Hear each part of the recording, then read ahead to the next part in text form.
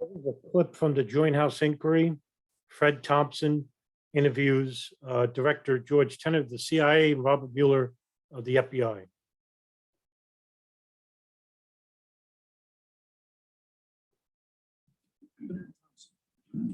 Thank you, Mr. Chairman, and gentlemen, thank you very much, and thank you for your public service.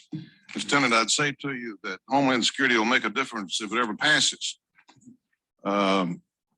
I was stricken by the proposition earlier by one of the questions that we should have accountability, and frankly, I agree with that concept. But I must say that if the type person in question was a part of the Homeland Security Department under current law, you could look forward to 1 year's notice of their deficiencies, several levels of appeal, several hours or days before appeal examiners, and an average of about 18 months before you could do anything with that person. Now, this is the Department of Homeland Security that we're debating right now.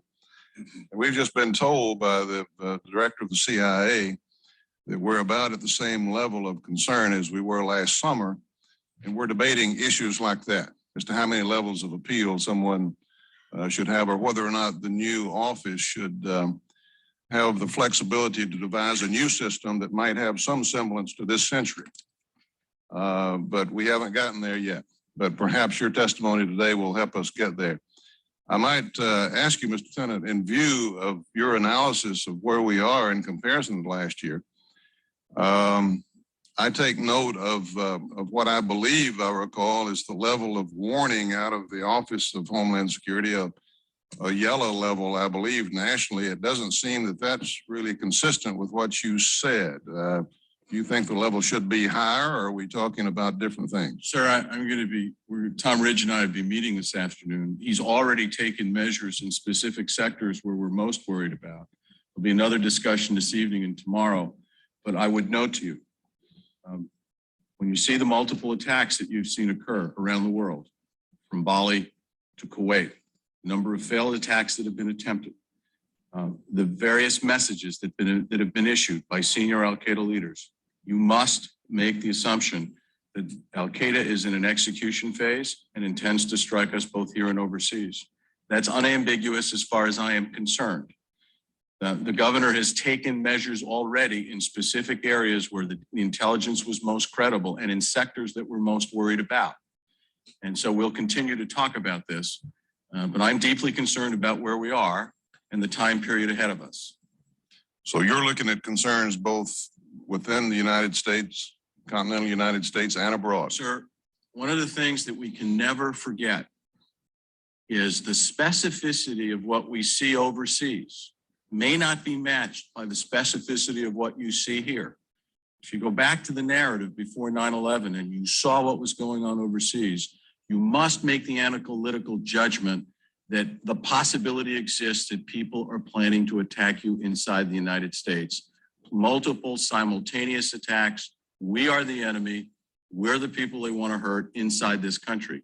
So we extrapolate, but in the world I live with, you have to pay a lot of attention to what's going on overseas. Well, guess what? We had the intelligence that was coming from overseas, and your station withheld it. I'm talking about Alex Station at the Counterterrorism Center, which was under the direction of two men who was the deputy chiefs, Michael Scheuer, and later Richard Blee, who replaced him in 1999.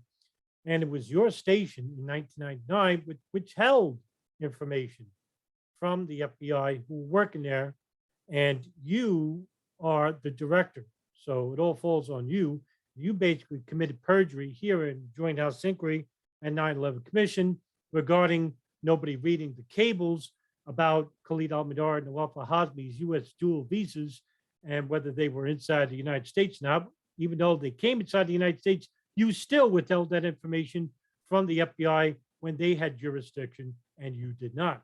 So this diatribe you're elucidating to Fred Thompson here reeks of hypocrisy because you don't share information. And this is the problem that's going to be brought up in just a minute by Thompson. I don't think you could be any clearer, Mr. Tenet. And I think you were pretty clear in the summer of last year. I don't know in my recollection how public you were about that, but my recollection is that within the intelligence community and with regard to the administration and others, you made that assessment at that time too. Is that correct? Yes, sir. Let me ask you along those lines something that I think that we're all wondering, and that is what we have a right as a nation to expect out of our intelligence community.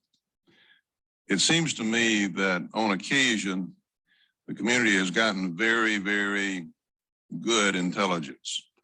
My recollection is that before the attack on the US Cole, that we had a lot of information that we were in danger in that area.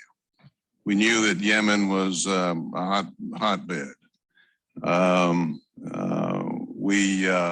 We knew that our presence was targeted and all of that. Before September 11th of last year, we also had lots of information. In fact, we had lots of patterns.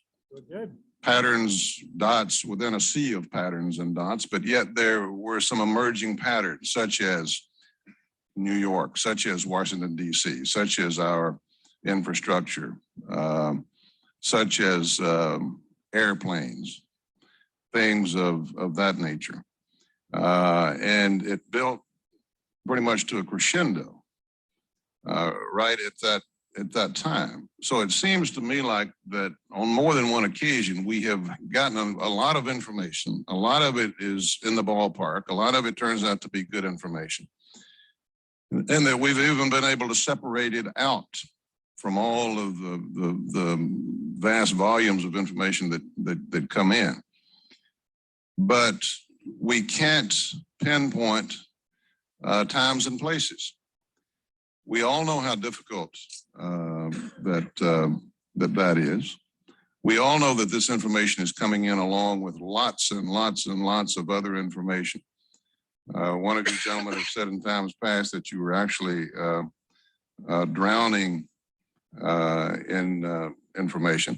Oh, they were drowning, all right. In fact, the NSA, who they barely mentioned or interview, in which Director Michael Hayden is sitting right next to the left of George Tenet, to the right, basically had so much metadata, according to former senior executive Thomas Drake, that the NSA couldn't transcribe it all.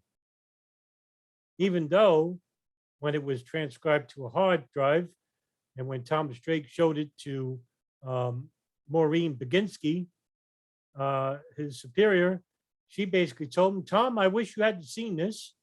And basically, because she no longer had plausible deniability, because the NSA were listening to the Yemen hub, which was the Al-Qaeda communications hub in Yemen, as well as bin Laden's satellite phone for many years. And I've talked about this many times. Regarding the CIA, well, we had plenty of metadata there regarding signals and human intelligence. In fact, they put a bug inside the house of Yemen, as well as conducting human intelligence about the coming and goings of people who were coming inside and outside the house since 1999. None of this data between the NSA, the CIA, and if we had foreign intelligence involved, we don't know if that's public yet or whether they did or not.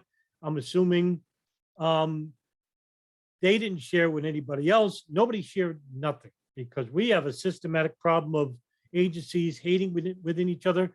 And of course, this leads to the conspiracy of whether certain people in certain agencies who were taking orders from above, I'm talking about the highest levels of the federal government, that's the Bush White House, who were also friends with foreign countries in allowing certain attacks to transpire, maybe even manipulating the plans. Now, of course, it's speculation, but it's reasonable.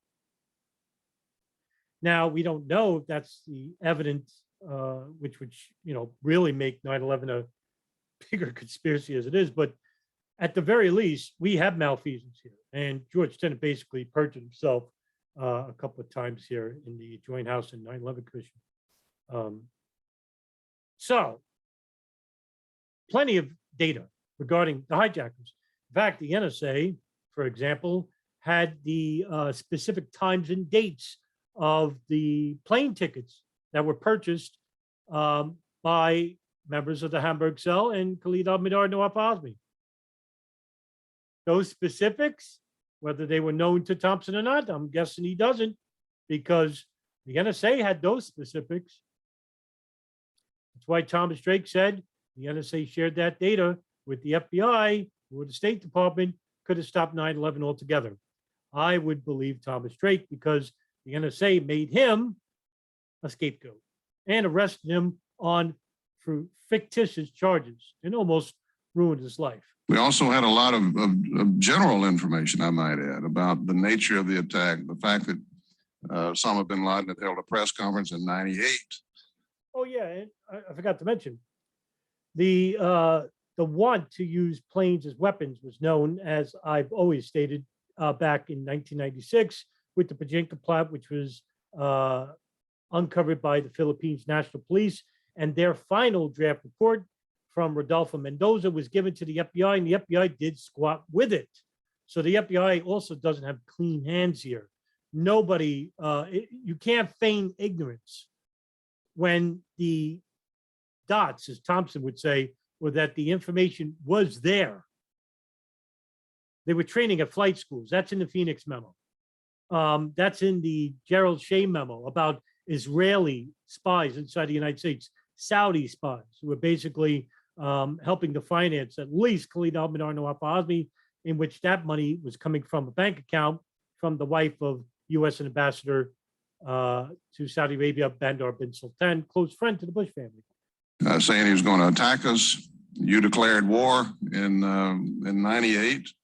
In effect, all of that is out there. And yet, the question is, how much good does that do us unless we can take that next step?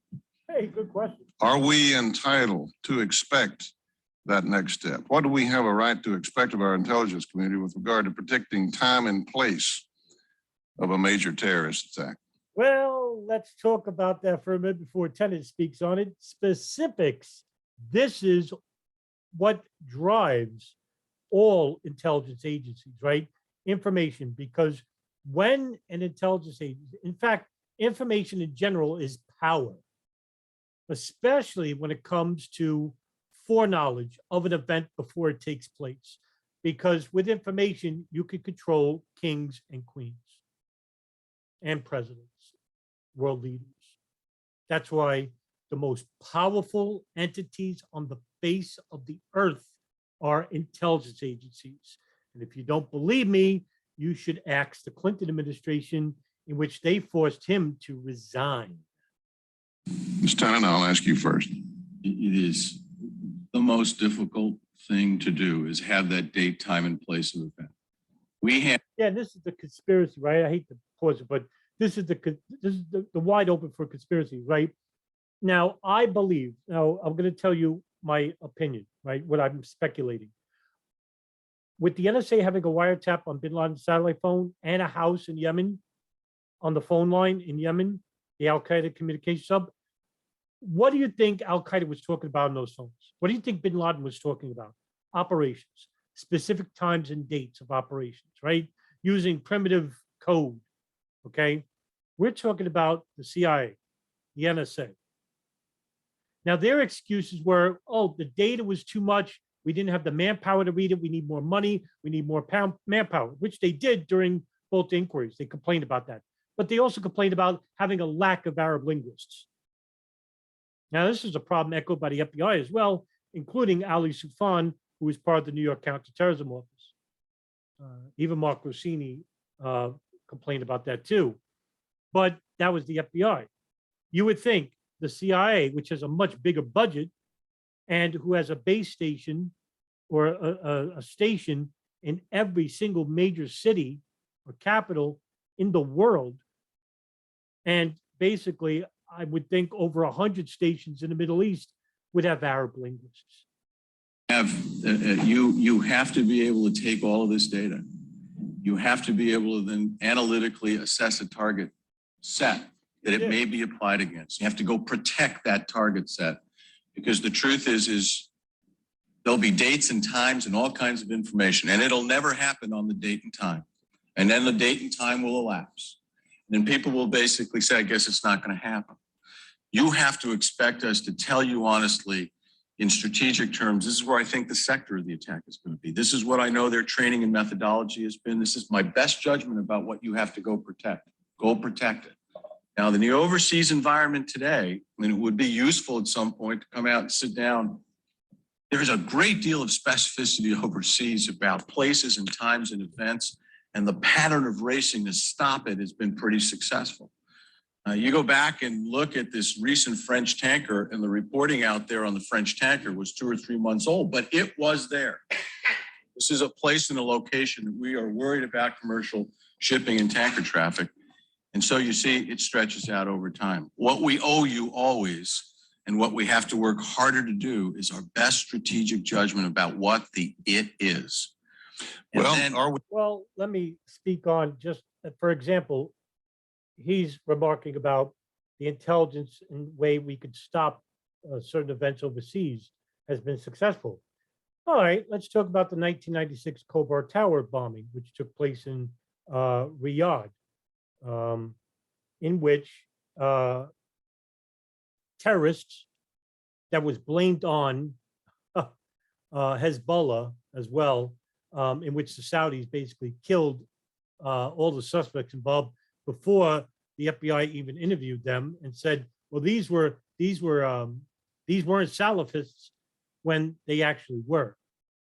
What happened was the FBI investigated this incident, and the director at the time was Louis Freeh. And Louis Freeh basically was friends with the deputy prime minister, Bin Sultan bin Abdul Al-Aziz Al Saud. And the FBI had a really good, especially Louis Freeh, had a good relationship with the king of Saudi Arabia, King Fahd. And this investigation was subjugated by not just the FBI, but the Saudis. They didn't allow the FBI to interview people who lived nearby Khobar Towers. The neighbors were uncooperative. They were threatened by Saudi GID officials. That's the intelligence arm, the General Intelligence Directorate, headed by Prince Turki bin Faisal. And they were circumvented. And the FBI basically complained about this, saying we're not getting much in the way of cooperation from the Saudis. And Louis Freeh basically said, we're closing the case. Saudis took care of it. And what they did was they arrested a whole bunch of people, probably tortured them to confess, and executed all of them. And I think it was like 22 people, something like that. So that's what happened. But the blame was on a bunch of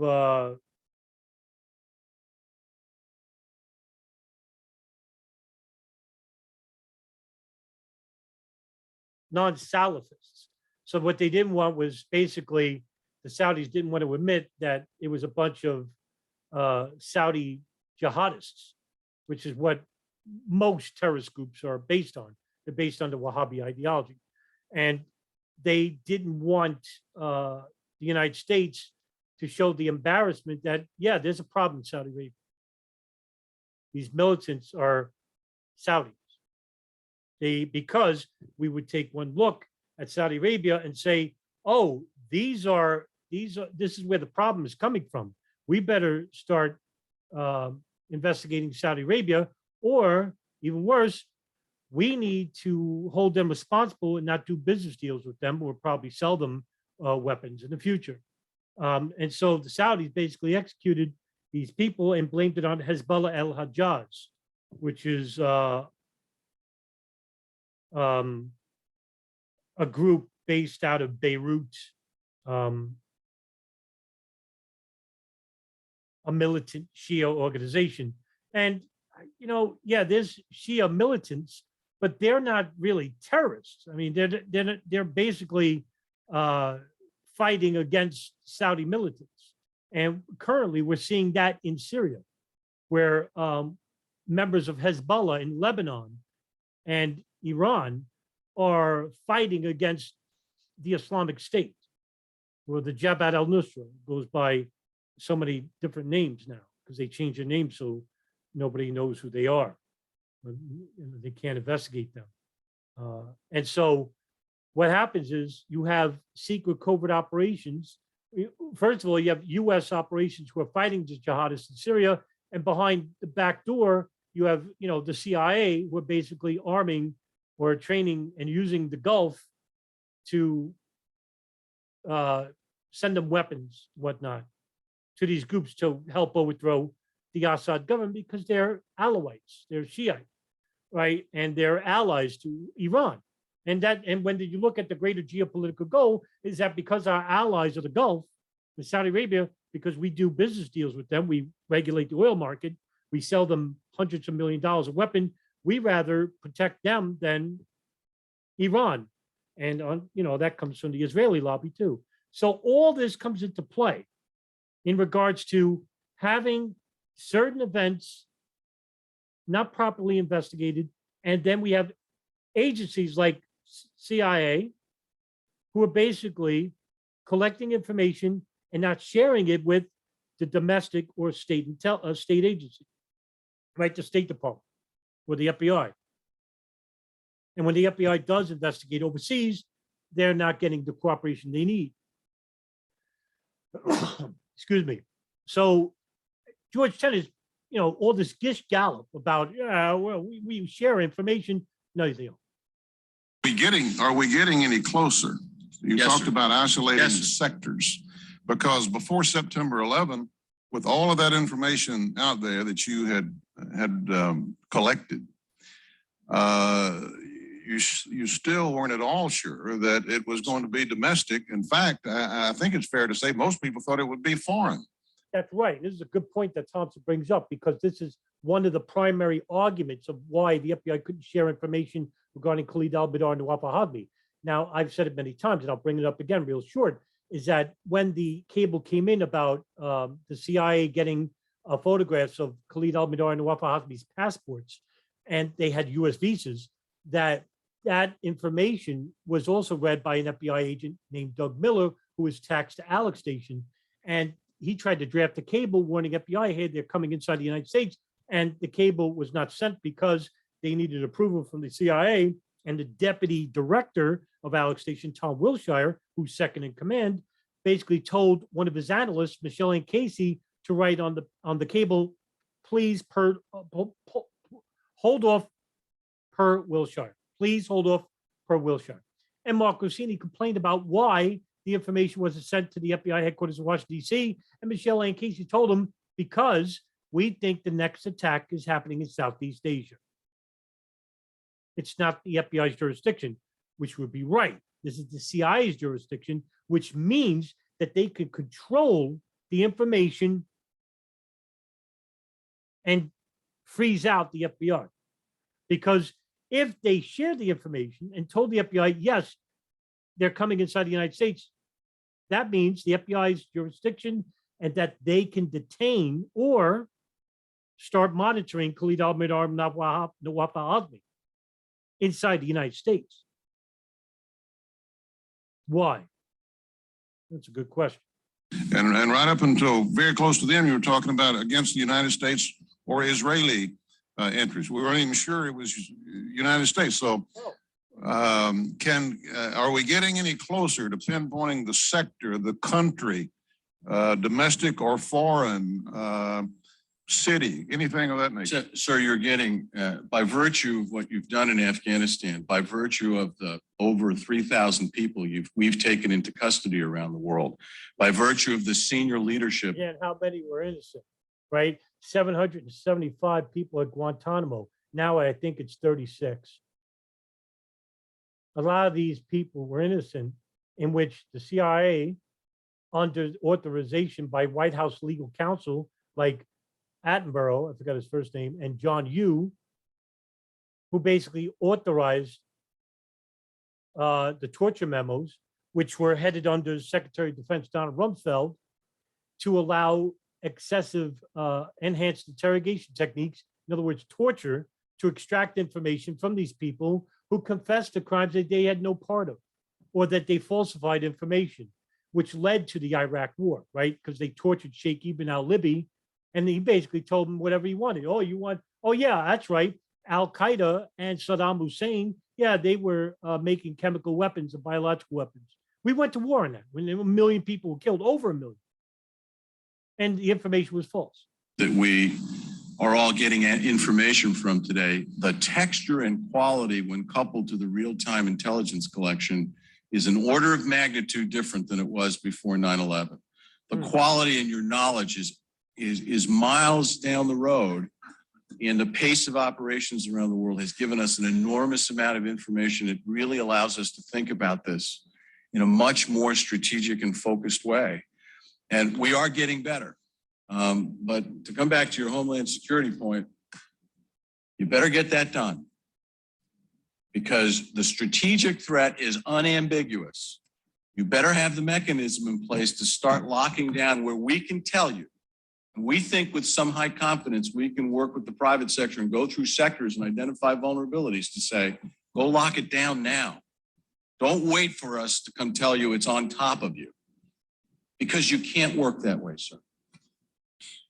I might point out too that some of the things we're trying to do in Homeland Security will not be within any continuing resolution. And passing of continuing resolutions is just going to, even if we do something later, just going to move the solution further down the road under the category of. Let me give you a laundry list of operations that the intelligence community basically have foreknowledge about, right? 1993 World Trade Center bombing.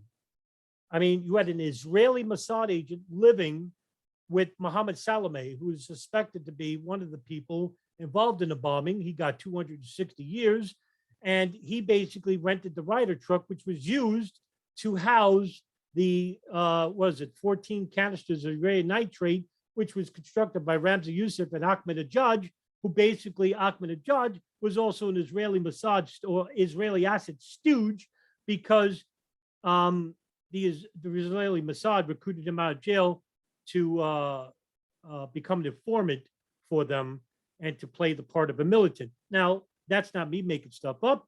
That's even reported by Robert Friedman in an article written, I think, in the New York Times or the New Yorker, something like that. What else? I mean, basically, you know, this. And by the way, the CIA was basically funneling money to the Maktab al-Kidmat office in New York, which was the Al Farouk Mosque, which was right next door to the Al Kifa Refugee Center, which was basically the arm of Maktab al-Kidmat.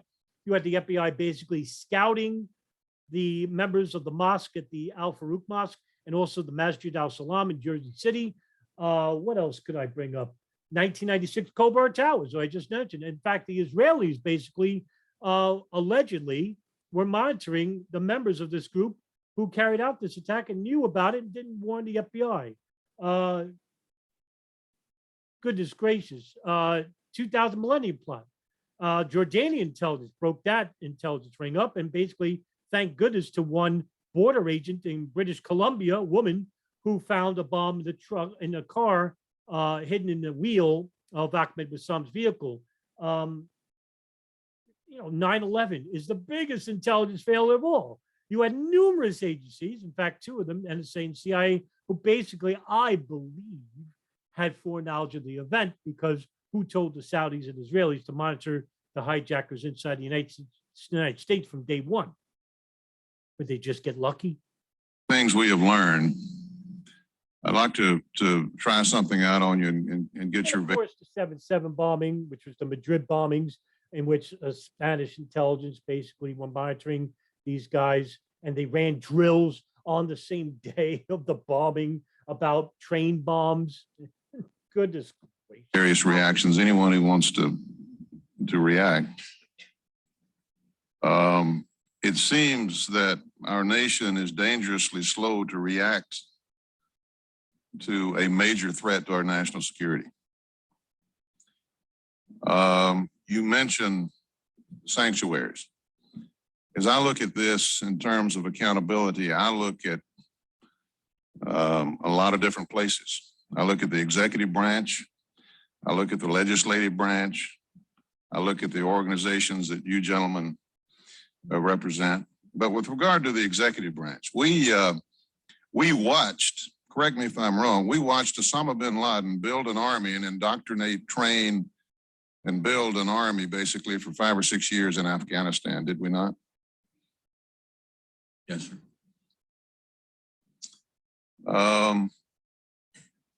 Can we, if we had a perfect intelligence community here, could we protect ourselves if we allowed sanctuaries such as that?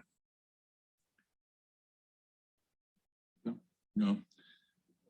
Well, moving down a little bit further, we know that it's not just Afghanistan. We know that there are friendly countries, friends of ours, that to one extent or another are allowing terrorist presence. Oh, They allow free passage. The Bremer Commission has pointed this out. We depend on them, as you have pointed out, and have depended on them for some of our successes and cooperation. But I wonder if, regardless of what kind of cooperation we might get on individual cases, these so-called friendly countries are allies. Can we fully address the problem until we convince those countries, many of them with growing Muslim populations? I'm not sure that that's going to reverse itself. Some of them under political pressures. oh, just say it. Saudi Arabia, for God's sake, Bahrain, United Arab Emirates. Good Lord, don't be afraid. Yeah, these aren't our friends. And they're enemies, actually. We have nothing in common with them. That's the reason why their lobby is basically a shadow lobby of lawyers and corporations, but they have the money. Israel is a poor country. They don't have money. But what they do have is a remarkably strong tech industry regarding intelligence, covert operations, black ops. That's what they excel in. And so espionage. So they're great at that. I mean, the covert units I talk about sometimes, like Unit 8200 or the Mr. Avrim, where you have covert Israelis living amongst the Arab populations to look like them and sound like them. Remarkable accuracy in regards to blending in and collecting intelligence about groups like Hamas or Hezbollah or the Palestinian Islamic or organizations, Palestinian Islamic Jihad, and so forth, right? But they can operate on the world theater. And there was a 2000 document by the Department of the Army in which they remarked about the Arab intelligence units that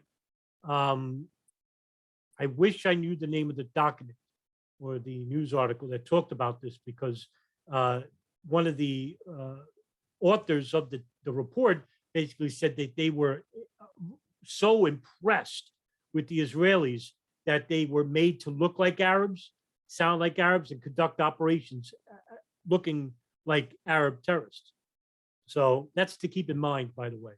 Until they start cooperating more with us. Notice in 1996, Congress authorized the president to delineate these countries as not cooperating fully. I don't know that that's been really utilized at all. Can we give our friendly countries a pass on this? Are we inviting another level of sanctuary? While it might not be a country taken over. Hey, let me just bring this up right away. I mean, Saudi Arabia is the biggest example here. All right. When it comes to the broader picture of here, we're talking about the political state, the geopolitical state. Okay.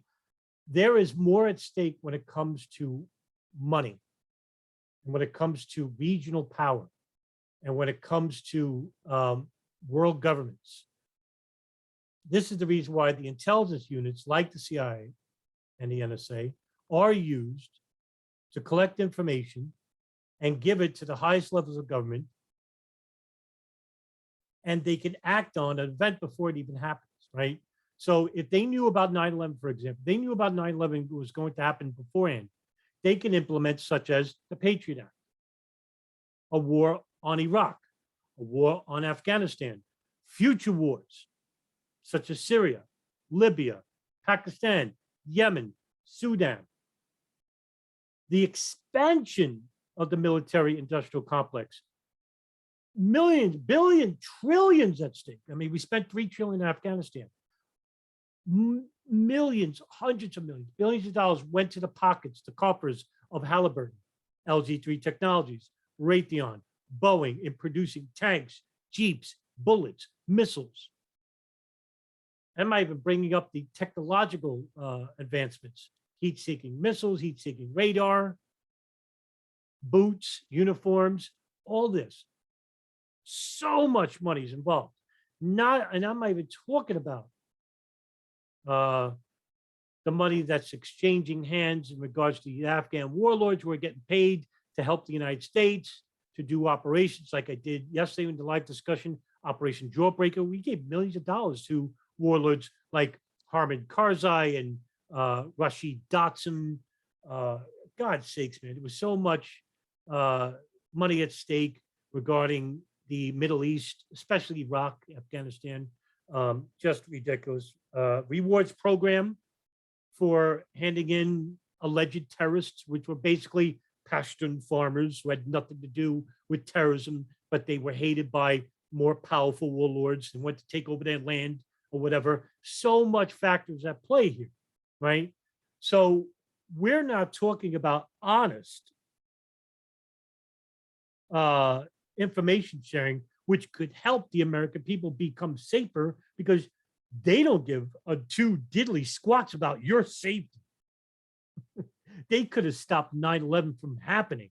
And that's coming from the intelligence people who were involved with the NSA, with the FBI.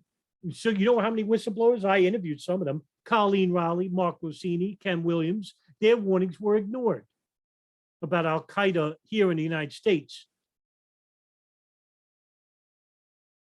Good grief. But it doesn't have to be in order And to that's why pose we a. protect Saudi Arabia, right? Because it's much more beneficial for the government to protect Saudis than to have them investigated and basically hurt us in regards to the oil market or in regards to losing an entire country who is basically one of the primary purchasers of American grade weaponry.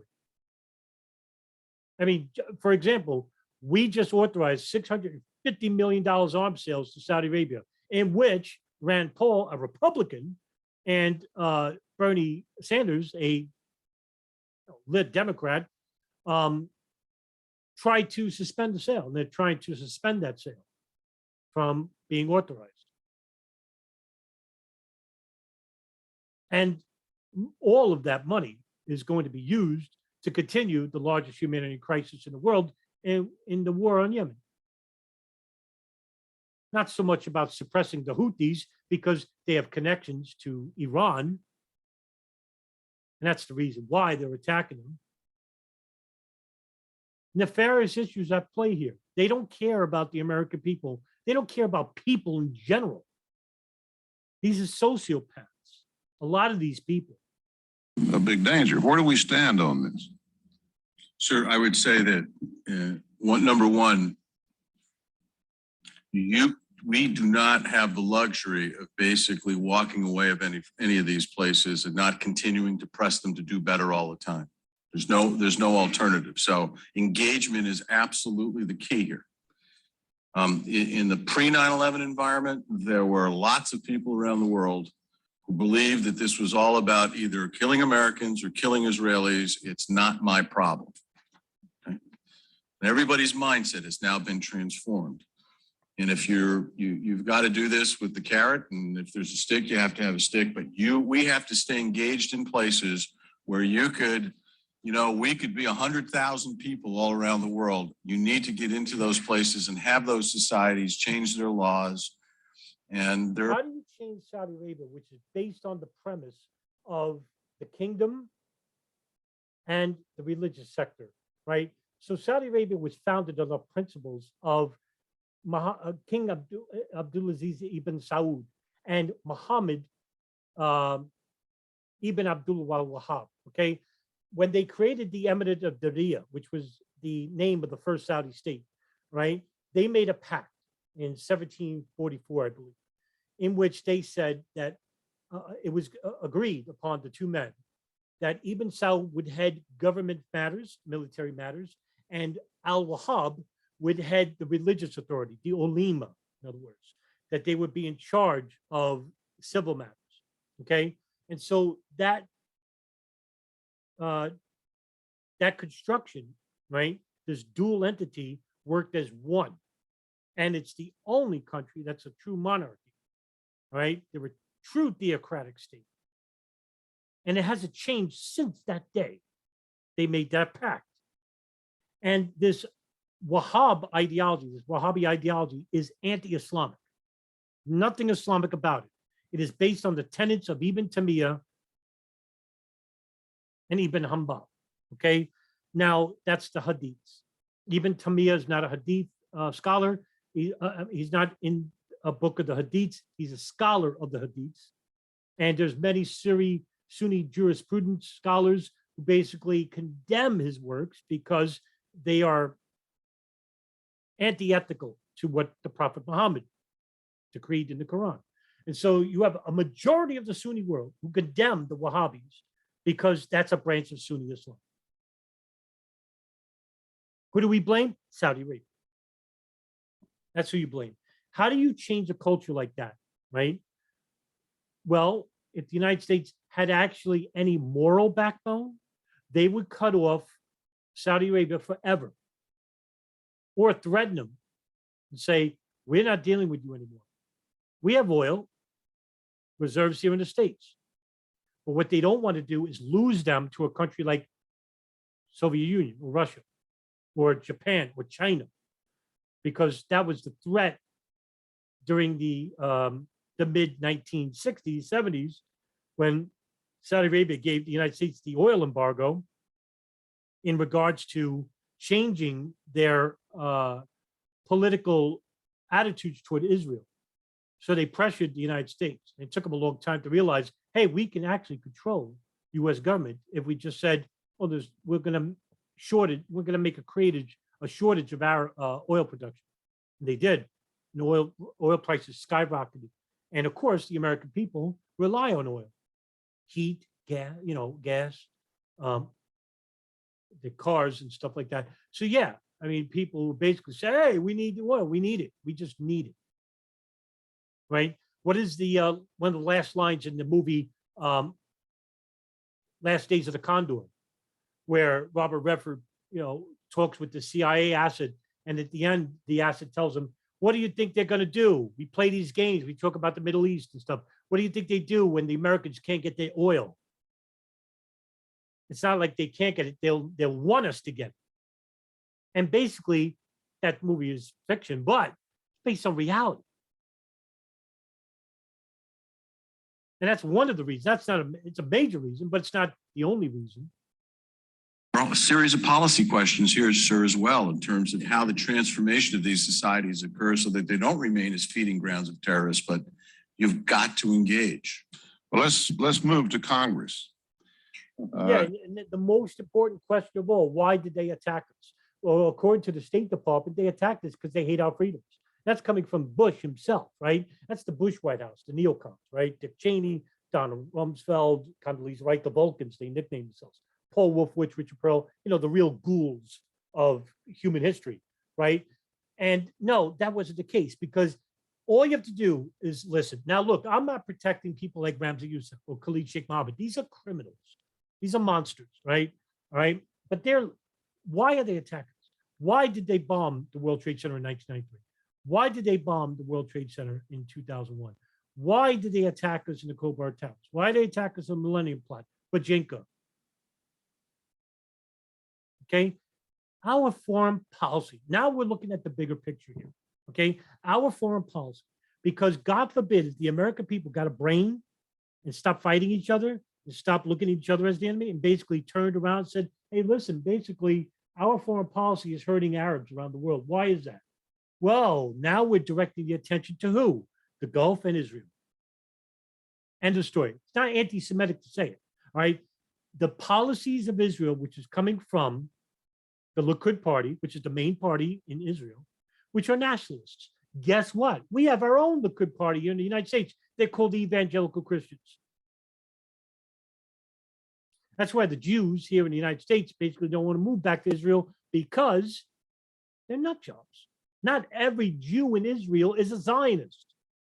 You have a number of Jews who are speaking out currently against the government. They want a two-state solution. There's no problem living with Arabs, but you have the people at the highest levels of government who are basically making those decisions not to basically give Palestinians their due. Why? Because it comes from decades and decades and decades of oppression. Screw them. We want an Israeli state, and we'll take it by force. That's the words of Naftali Bennett before he became prime minister. That's the words of Benjamin Netanyahu. You know, and there's worse Likudniks in government than Netanyahu. But the biggest Zionists in the world are the evangelical Christians, and there's over 100 million of them. The biggest voting bloc in the United States, far none. Now we look at foreign policy, we try to make the correct changes. Hey, maybe Iran is not our enemy. Maybe Syria is not our enemy. Maybe Iraq, Afghanistan, Syria, Lebanon, Jordan, Pakistan. Well, Pakistan is the enemy. These countries aren't the enemy. Hey, wait a minute. The biggest exporter of terrorism, Saudi Arabia. Hey, that's the Wahhabi ideology. They gave us Al-Qaeda, Islamic State, Boko Haram, Abu Sayyaf. Hey, Israel. Basically, they use us basically as the military arm to agitate countries like Iraq, Afghanistan, Jordan, and that's coming from the Oded Yanan plan. The Project for New American Century, which are basically constructed by dual Israeli citizens, in which they want to use the Middle East as the platform to expand militarily. By doing that and putting in Western-backed governments, the Arab community won't concentrate on the issue of Palestine. Because all these Arab governments that don't talk about Palestine are basically Zionist puppets, American puppets. That's all they are. That's why they're hypocrites. It seems to me that we have had national intelligence estimates at least since the mid-90s telling us about our vulnerabilities, mentioning the vulnerabilities of places like Washington, D.C., and New York. We've had various commissions talk about this. We've been very slow to react. While some individual voices, I remember Senator Lugar back during his presidential campaign, mid-90s, was talking about these things. Nobody paid any attention to those things. National security issues were like 3% in public opinion polls. And we responded, both branches of government responded accordingly. You mentioned our history in terms of appropriations, and I wish you could clarify, perhaps all of you gentlemen, this issue a bit for me. I look at these charts that you have there, and I see chart 3, I believe, counterterrorism money appropriated to the intelligence community. And I know we can't talk about real numbers here. I don't have charts. You got the big supplemental in '99.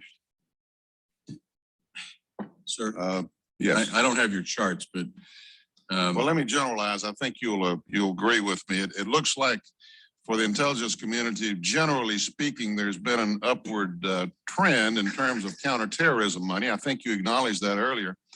The CIA, I look from the last decade, your appropriation has been at least as much as your request, and about every year. 95 was an exception. a lot of years, your appropriation was more than the request if you include supplementals in the later year. Is it a fact that intelligence appropriations in general have been going down while counterterrorism funding has been going up? And if so, what are we to make of that? Does that mean that we should not have been hamstrung in any way in terms of our counterterrorism efforts? Were you robbing Peter to pay Paul? Does that mean that while we're all focused on counterterrorism issues, that there are some extremely important things out there not being done that may turn around and bite us in future years? What are these numbers? What are we to take from these numbers? Well, it means all of those things. The other thing that I would take from those numbers is when you look back and reflect on where this all started, we had to do 3 or 4 things simultaneously. One, you had to pursue this target, and the other targets that you say are important and indeed are important. You had to fix your infrastructure, you had to grow your workforce, and you had to resuscitate, in our case, you had to resuscitate your human intelligence capability, because the peace dividend in the 90s basically said, we're not doing this anymore. You know, I had in 1997, we had a strategic plan to resuscitate all aspects of this.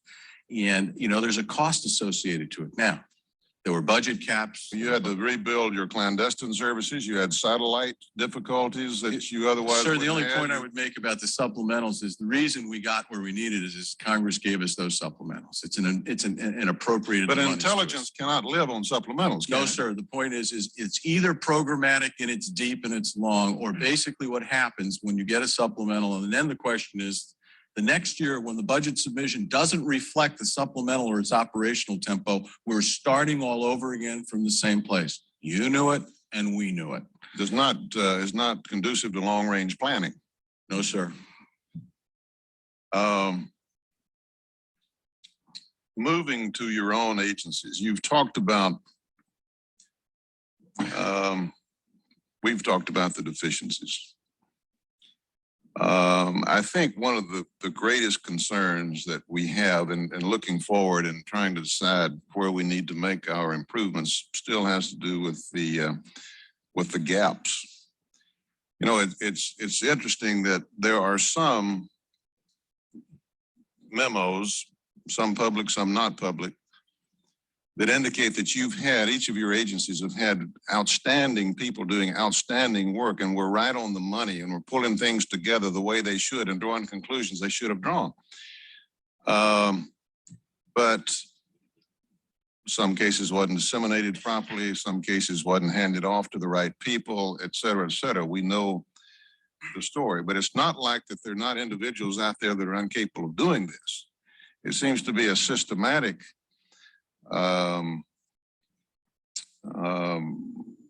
problem. And I'm wondering where we stand with regard to that. My concern is this, that basically it's a coordination issue. We've seen instances, and we know of other instances that we've not had public, where there have been gaps. We've got a system, we all know we have a system of foreign is over here and domestic is over here, and we're supposed to hand things off. We also know that we have a system whereby the lead agency here, the FBI, that is going to be charged with looking at this threat domestically and doing something about it, has always been a law enforcement agency. My concern is that we're asking the FBI to change its nature on a dime, as it were, from an after-the-fact investigative body that has been legendary for years and years in this country to a before-the-fact prevention body. And we think perhaps that by making some organizational changes at the top and by having some joint task force and things like that, that will change the culture. But the FBI has certain limitations.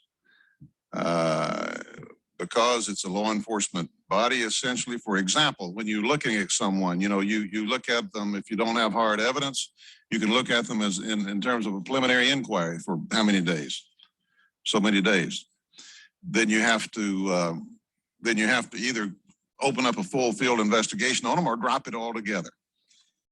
I'm wondering what motivation in an organization that's like this, what motivation in an organization that rewards cases being made and people are known and rewarded and recognized for the cases that they're made and cases they work on, what motivation is it for people around the country in the various offices to be handing up tidbits of information that doesn't necessarily make any sense to them? They don't know whether or not somebody else needs it. They know maybe they're supposed to coordinate with everyone, but our investigators are still talking to agents out in the field who don't feel any real sense of reprioritization out in the field. It's a culture. It's not necessarily, I'm convinced that it's not a matter of turf as such. It's not a matter that people deliberately try to keep things from people, but you have. Well, with the CIA, they deliberately didn't give information to the FBI. It was deliberate. And that's coming from one of the CIA case officers named Clark Shannon, who met with 2 FBI agents in New York regarding information of Khalid al-Mihdhar and Nawaf al-Hadmi, in which he told them, and that's coming from the Joint House Inquiry panelists, and he told them that he had orders not to share that information with the FBI. Now, look, this is a systematic problem, right? Take, for example, the FBI, right? They have a bureaucratic problem in regards to their superiors and the people on the field, right? CIA also has this problem where they hate management, which is called the 7th floor, right, of their office's management. That's Cofer Black, it's Michael Scheuer, that's George Tenet, that's James Pavitt, John McLaughlin, et cetera, right? All those guys. Now, a lot of those guys are management material. Very few of them come from the field level and make management. Now, in the mid-1990s, George Tenet basically fired or forced retirement on a lot of the field agents, right? And why did he do that? Well, basically, what happened was Tenet was a brown noser. And this is coming from Gary Bernstein in his book Jawbreaker, who complained that Tenet wasn't very liked by certain individuals on the field because he basically didn't regard field officers as important enough as, say, management or someone who in Langley is trained either to be in the field or in an office. And that the office people were basically people who can be closer to management.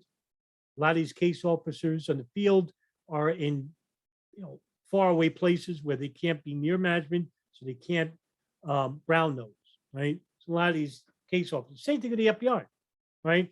All right, for example, the Zacharias Passawi case, right? Now I interviewed Colleen Rowley once, and Colleen Rowley basically said that she drafted a memo regarding a complaint to Director Mueller here, in which she said that we tried to gain access to Zacharias Passawi's laptop, but because the arresting officer, Harry Samit, who filed a FISA warrant, in which he had more than enough evidence to show that Moussaoui was controlled by foreign agents and was under under guidance by foreign terrorists, say Abu Hamza al-Masri in France, and basically fought alongside Ibn Khattab in Chechnya,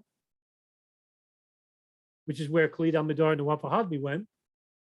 That right there shows a connection to Al-Qaeda, and we could have opened the laptop, but they said no, right? Why? Well, you didn't have enough evidence to show there was a warrant. And basically, they manipulated the application as to where instead of a criminal one, it was an investigative one. And so that wasn't enough for the FISA warrant.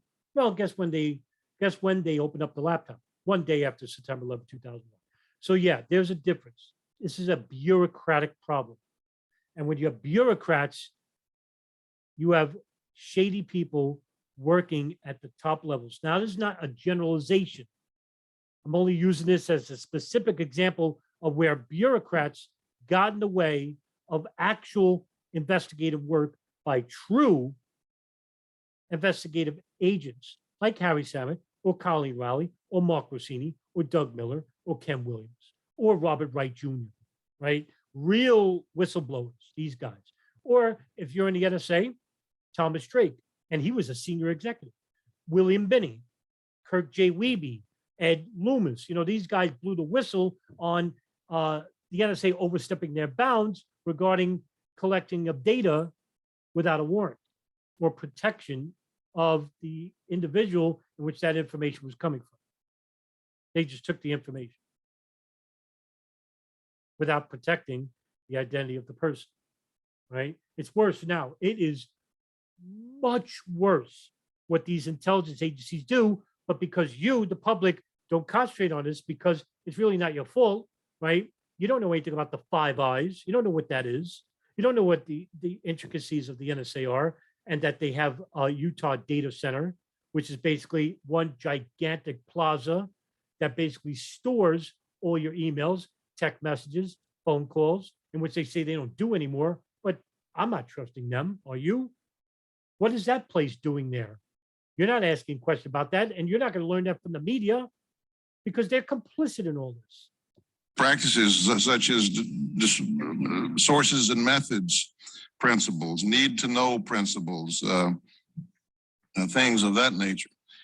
You're trying to change an awful lot, Mr. Mueller, it looks to me like, to cure your own problems, and then you're going to have to take the extra step, all of you together, to fill in these gaps. Yeah.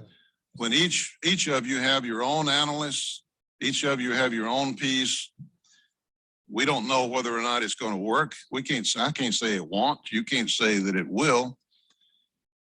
But it looks to me like that there's something to be said for perhaps another entity that is analysis oriented.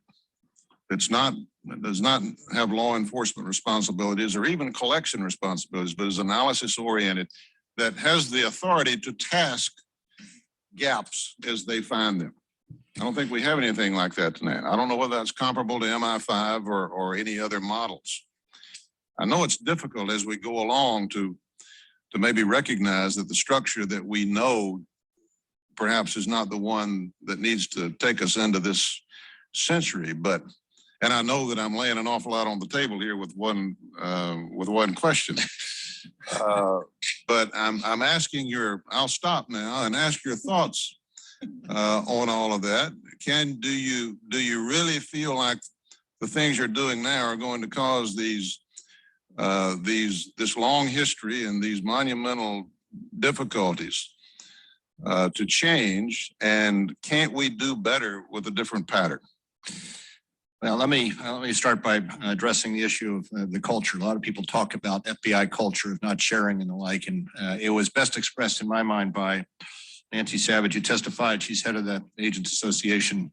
She testified with appropriations last year, and on the issue, she said the FBI culture is one of hard work, dedication to the citizens of this country, and excellence in its endeavors, which I think is the best I've heard in terms of FBI describing the FBI culture. Let me start from distinguishing between collection and the analysis. I would be the first to concede that we have not done a good job in analysis. We have not had either the technology nor the analytical cadre of individuals that we have needed to do the analysis and which you're describing. I'm not certain that a separate agency would satisfy that. In fact, I think it would institutionalize that which we're trying to prevent, and that is compartmentalization. Because I absolutely believe that the analytical cadre that is looking at the facts ought to have the tasking ability, ought to have integration with the tactical analysts as well as the agents so that they become familiar with the information that they're getting and digesting and upon which they are doing the analytical piece. You look at an FBI agent, one FBI agent is good. An FBI agent is good at doing investigations. And those investigations can be in counterintelligence. We've done those for a number of years. where you run a counterintelligence investigation in trying to determine what attack the Russians or some other country is trying to make on our But infrastructure. this is a different deal, isn't it? I mean, we know now that we're dealing with a different kind of enemy that lies there perhaps for years, secretly planning, that we've not been able to necessarily infiltrate very much. Isn't that a different situation we're facing? No, you're looking at it from the intelligence point of view. And how do you expand on your knowledge of the persons? You don't arrest them right away because you want to find out who else is in that network, turn them against each other. And that is something that we've been doing for a number of years. But as collectors, I think the FBI agents are the finest collectors of intelligence in the world. Now, one of the things that we have to do, and I think is changing since September 11th, is for agents who are very good in the criminal sphere to look at a piece of information and not run it through the sifting that you do to determine whether it would be admissible in court. In other words, is it hearsay? Well, I'm going to thrust it aside. Do I lack a foundation? And therefore, I'm going to disregard that. And we are changing to have everyone in the organization understand that a piece of information is a piece of information that has to be put into a matrix and looked at as a whole. But in terms of the collection, I don't think they're any better around. And to set up another institution to do collection with the United States is fraught with difficulties in my mind. Well, then the problem begins with the supervisors of, like, say, Minnesota, right? Or Phoenix or New York, right? Now, New York is considered the best counterterrorism center in regards to the FBI in the United States, right? They have experience with terrorism, counterterrorism regarding the 1993 World Trade Center bombing. And of course, the first terrorism attack, which many people don't realize, is El Sayed Noseir's assassination of Rabbi Meir Kahane. All right. Now we're talking about older Arab fundamentalists, which were predating Al Qaeda. Who are these people? Right? Do we investigate the older selves like Abu Nidal, Fatah? Right? They were inside the United States. I mean, DJ Thermal Detonator, he speaks on this issue more than anybody probably that I know of in the world. So where was the FBI regarding that? All right, it's not like you guys basically could create this excuse saying we just didn't have the manpower. We just didn't have the manpower.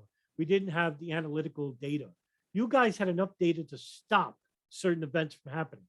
And that's the facts, right? It comes out later, many years later, where it shows the data say, hey, wait a minute, we could have probably suspended the 93 World Trade Center bombing. We probably could have. We had enough data to suggest that, but no, and more so with 9/11. So it's not a matter of the agents, it's a matter of management. And who controls management? Well, that's the question, right? Where does management get their orders from? Well, in regards to people like Robert Mueller, they have friends in federal government, and those federal governments have also lobbyists, and those lobbyists are not necessarily inside the United States either. You then would have another institution that is developing sources in the community, and sources that may provide information on terrorist matters may be involved in criminal enterprises, whether it be narcotics or food stamp fraud, which we have found. And you will be divorcing those collection pieces from each other and, again, stovepiping it. The use of technical resources where you're doing interceptions and the like.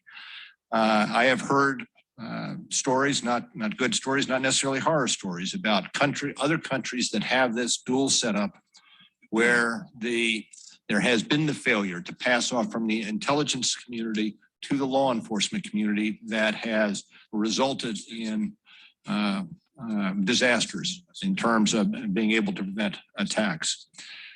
One other thing that I would mention just for a second, and that is it's important in this day and age that we be integrated with our counterparts overseas. And in every country I've visited, Middle East, Southeast Asia, There is, our counterpart will be either a primary law enforcement counterpart or an intelligence counterpart with whom George will have the discussions.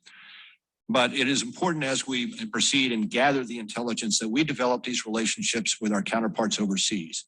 And we have developed through our legates and our expanded legates those associations that enable us to get intelligence from our law enforcement components. If there is a separate entity in the United States, we will be lacking and missing, I believe, the benefit of all those contacts that we develop in the law enforcement community around the world to supplement what George has in the intelligence community. I take your point, Mr. Mueller. I'm impinging on others' time. I apologize, Chairman. Yeah, and I'll the- stop and right my- there my because that's the colleagues. end. Anyway, regards to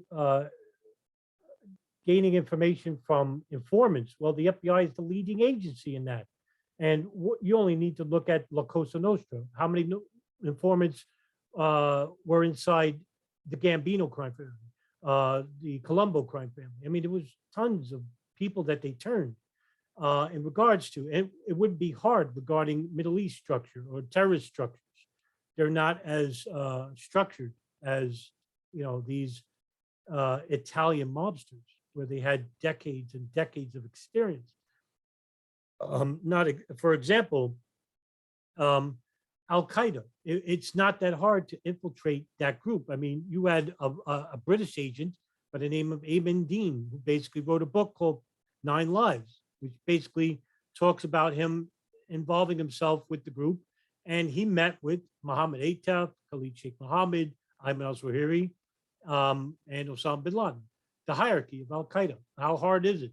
Well, it couldn't be that hard because according to the 9/11 Commission report, that's how the Hamburg cell went to Afghanistan, right? How they got to Afghanistan is now unexplained because Mohammed al-Slahi, who basically was used as the conduit by the federal government, was basically released on all charges, and he never was involved with Al-Qaeda in the mid-90s at all. So he basically didn't meet with members of the Hamburg cell. That's what the 9/11 Commission reported.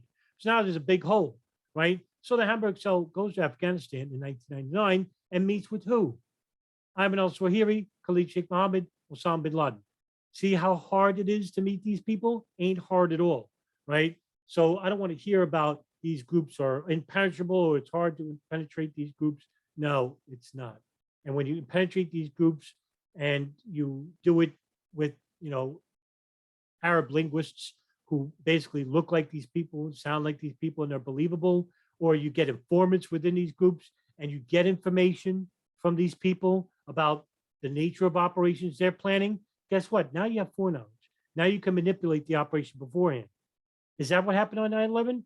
I don't know. I can only speculate that is true, that Al-Qaeda did 9/11. They planned 9/11, but that the U.S. and Israelis manipulated the plot because they got foreknowledge regarding their intelligence agencies because they were talking about it on phone. That's the reason why you don't see Michael Hayden getting any questions in any of these breakdown videos I do. You basically never hear from him because they gave him a pass. That's what happened. So I'll see you at the next breakdown.